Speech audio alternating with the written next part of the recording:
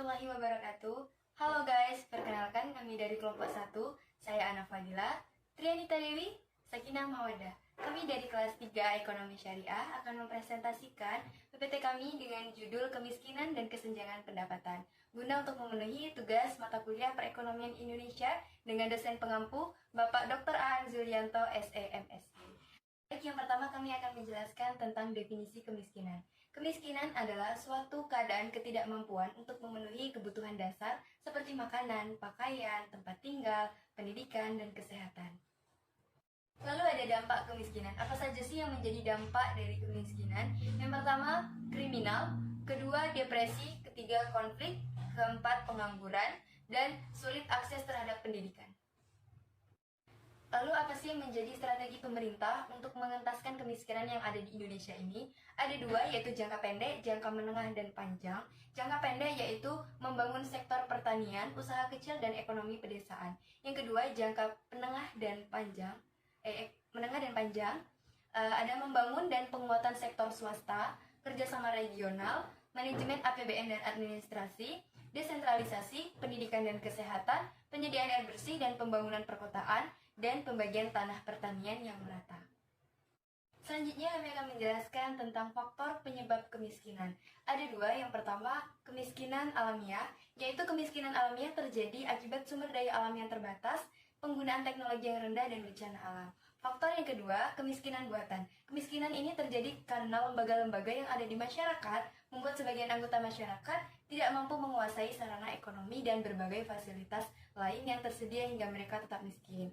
Dan selain itu, penyebab kemiskinan di negara Indonesia adalah laju pertumbuhan penduduk. Meningkatnya jumlah penduduk membuat Indonesia semakin terpuruk dengan keadaan ekonomi yang belum mapan. Lalu angkatan kerja, penduduk yang bekerja dan pengangguran. Secara garis besar, penduduk suatu negara dibagi menjadi dua, yaitu tenaga kerja dan bukan tenaga kerja. Yang tergolong tenaga kerja ialah penduduk yang berumur di batas usia kerja. Batasan usia kerja berbeda-beda di setiap negara yang satu dengan yang lain. Batas usia kerja yang dianut oleh Indonesia ialah minimum 10 tahun tanpa batas umur maksimum. Jadi setiap orang atau semua penduduk kesenjangan dikatakan lunak. Distribusi pendapatan nasional dikatakan cukup merata. Lalu, tingkat pendidikan yang rendah. Rendahnya kualitas penduduk juga merupakan salah satu penyebab kemiskinan di suatu negara. Ini disebabkan karena rendahnya tingkat pendidikan dan tingkat pengetahuan tenaga kerja. Untuk adanya perkembangan ekonomi, terutama industri, jelas sekali dibutuhkan lebih banyak tenaga kerja yang mempunyai skill atau paling tidak dapat membaca dan menulis. Selanjutnya, kesenjangan pendapatan. Kesenjangan pendapatan adalah menggambarkan distribusi pendapatan masyarakat di suatu daerah atau wilayah pada waktu tertentu. Ada beberapa yang menjadi penyebab ketimpangan pendapatan, antaranya 1. Semua anggota masyarakat mempunyai income tinggi atau tidak ada yang miskin, tetapi ketimpangan pendapatannya tinggi. Yang kedua, semua anggota masyarakat mempunyai income tinggi, tetapi ketimpangan pendapatannya rendah. Yang ketiga, semua anggota masyarakat mempunyai income rendah, tetapi ketimpangan pendapatannya yang tinggi. Semua anggota masyarakat mempunyai income yang rendah, tetapi ketimpangan pendapatan rendah. Lalu, tingkat income masyarakat bervariasi. Sebagian ada yang miskin, ada yang tidak miskin, tetapi ketimpangan pendapatannya tinggi. Lalu, tingkat income masyarakat bervariasi, tetapi ketimpangan pendapatannya rendah. Itulah beberapa faktor yang menjadi kesenjangan pendapatan. Selanjutnya, indikator kemiskinan. Untuk menuju solusi kemiskinan, penting bagi kita untuk menelusuri secara detail indikator dari kemiskinan tersebut. Adapun indikator-indikator kemiskinan sebagaimana dikutip dari Badan Pusat Statistik, antara lain 1. Ketidakmampuan memenuhi kebutuhan dasar seperti sandang, pangan, papan. Kedua, tidak adanya akses terhadap kebutuhan hidup dasar lainnya seperti kesehatan, pendidikan, sanitasi, dan air bersih dan transportasi.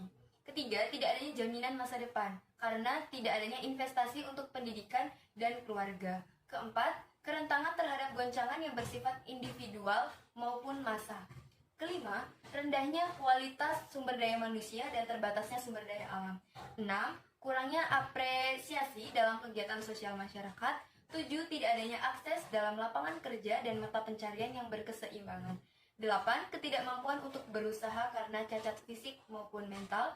9. Ketidakmampuan dan ketidaktergantungan sosial seperti anak, terlantar, wanita korban kekerasan rumah tangga, janda miskin, kelompok lain sebagainya.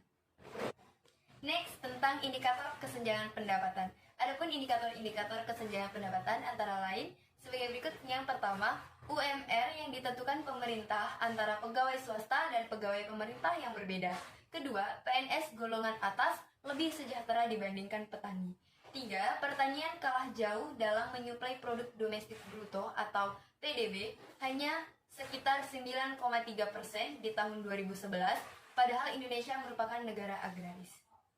Lalu data daerah kemiskinan kabupaten atau kota yang ada di Provinsi Bengkulu dikutip dari Badan Pusat Statistik pada tahun 2020, Seluma dengan jumlah 19,10, Rejang Lebong 15,95, Provinsi Bengkulu 15,23, Muko 11,70,